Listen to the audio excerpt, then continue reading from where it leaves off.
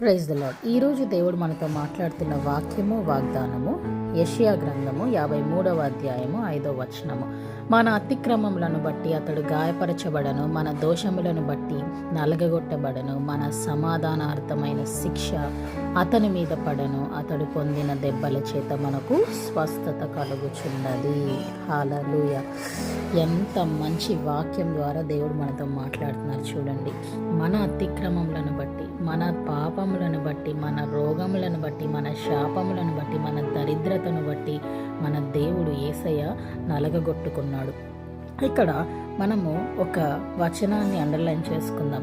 అతడు పొందిన దెబ్బల చేత మనకు స్వస్థత కలుగుచున్నది. దెబ్బల చేత అంటే యేసు ప్రభు వారు డైరెక్ట్గా వెళ్ళి సిలువ మీద ఆయన తన శరీరాన్ని అప్పగించుకోవచ్చు, సిలువ మీద ఆయన మరణించవచ్చు. కానీ ఎందుకు తన శరీరాన్ని గాయపరుచుకున్నాడు, ఎందుకు శరీరాన్ని దున్నించుకున్నాడు?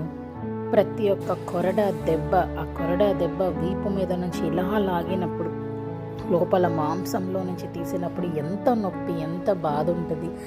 కానీ దేవుడు మనము రోగాల పాలు అవ్వకూడదు, మనము ఈ లోకంలో అస్వస్థతగా ఉండకూడదు. కాబట్టి మనము స్వస్థత పొందాలి అని చెప్పి ఆలోచన చేసి ప్రతి దెబ్బ ఆయన మీద కొట్టించుకున్నాడు.